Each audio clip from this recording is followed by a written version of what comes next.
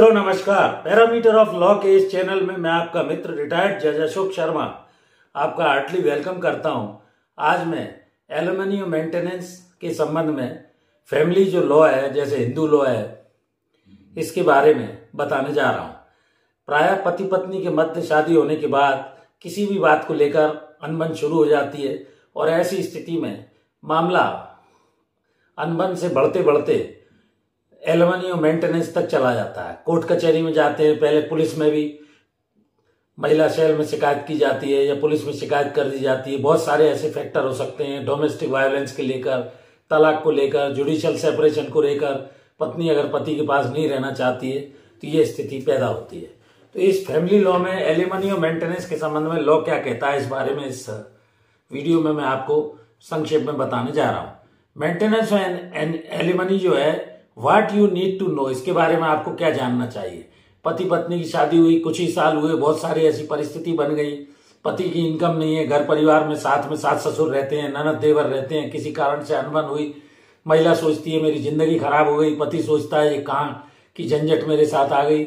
हर जगह पैसा जरूरी है। लड़ाई झगड़े का मुख्य कारण आजकल जो साधारणतः देखा गया है वो पैसा ही है, और पैसे को लेकर पत्नी पति से एलिमनी लमसम, जिसे वन टाइम सेटलमेंट भी अपन कह सकते हैं, मांग करती है।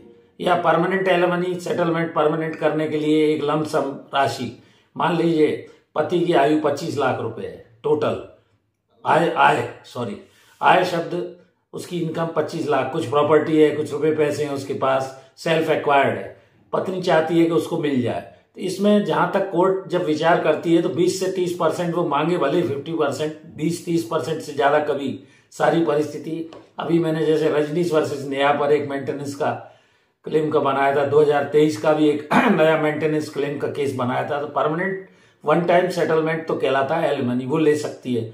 इसके बाद खुद की परवरिश के लिए पत्नी या बच्चों की परवरिश के लिए मेंटेनेंस की भी मांग करती है, जिसे भरण पोषण सेक्शन 125 सीआरपीसी है। इसके अलावा मेंटेनेंस क्लेम करने के लिए अन्य लॉ भी है। और पत्नी फैमिली लॉ के तहत चाहे वो कई मामले हो सकते हैं, डाइवोर्स का हो, जुडिशियल सेपरेशन का हो, एलिमनी का हो, या नलिटी ऑफ मैरिज का हो, सेक्शन 12 के अंतर्गत स्पेशल मैरिज का हो।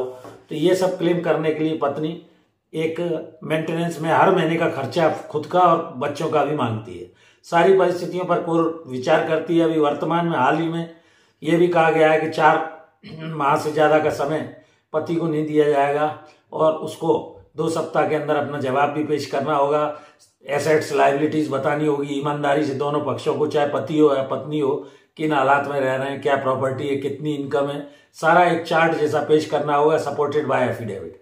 उसके बाद कोर्ट उन पर मेरिट पर विचार करेगी और सेल्फ अर्न्ड कितनी प्रॉपर्टी है उस आधार पर उसकी एलिमनी लमसम में या मेंटेनेंस कोर्ट विचार करके तय कर देती है। तो सेल्फ अर्न्ड प्रॉपर्टी क्या है, इसमें बहुत सारे फैक्टरों को कोर्ट देखती है और इसके बाद ये दोनों एलिमनी का जो प्रपोर्शन है वो तय करती है। लमसम एलिमनी हो सकती है वन टाइम सेटलमेंट में, या मेंटेनेंस भी बांध सकती है पत्नी के लिए, बच्चों के लिए। प्रॉपर्टी होगी, अर्निंग क्या है, कोर्ट कंसिडरेबल क्वेश्चन कोर्ट के सामने जब आता है तो ऐसी स्थिति में स्पेशल जैसे मैरिज एक्ट है सेक्शन 37 क्लॉज 1 के अंतर्गत, तो सब चीजों में विचार करके 20 से 30% तक का अधिकतम मेंटेनेंस या लमसम जो परिस्थितियां कोर्ट के सामने आती है उस पर एलिमनी तय करेगी। तो मैंने ये आपको संक्षेप में एलिमनी एंड मेंटेनेंस के संबंध में कुछ जानकारी दी। और पैसा वास्तव में जरूरी है, लेकिन मेरी यही समझाइश है कि पति पत्नी झगड़ा ना करें। छोटे मोटे मन मुटाव आते भी हैं तो उसे वहीं शांति से मिल बैठकर सलटा लें, कोर्ट कचहरी के चक्कर में ना पड़े। काउंसलिंग वगैरह में, जैसे पुलिस में अगर महिला पहुंच गई तो मतभेद उत्पन्न हो जाते हैं, उसे वहीं खत्म कर ले, आपस में सेटल कर ले।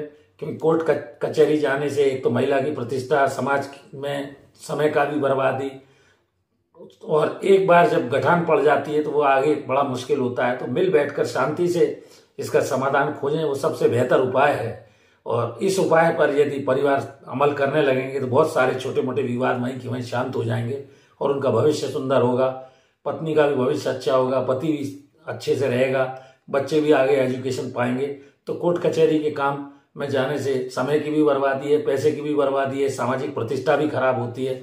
इस सब से बचने के लिए एलिमनी मेंटेनेंस के चक्कर में संभवतः न पड़े। यदि कोई अन्य विकल्प ही नहीं है तो इसको आप अंत में अपना सकते हैं। ये मेरा व्यक्तिगत सुझाव है। तो वीडियो कैसा लगा, जुड़े रहिए इस चैनल से। मैं छोटे छोटे वीडियोस के माध्यम से आपके समक्ष नई नई कानूनी जानकारी लाने का प्रयास करता हूं। मैं हृदय से आप सभी का आभारी हूं। लगभग 36,000 सब्सक्राइबर हो चुके हैं। चैनल से जुड़े रहिए। और मेरी धर्मपत्नी का भी एक चैनल अर्चना RTF के नाम से, कृपया उससे भी जुड़िए, वीडियोस देखिए, लाइक कीजिए, शेयर कीजिए। मैं हृदय से आपका आभारी हूं। धन्यवाद। इस वीडियो में यहीं तक। नमस्कार।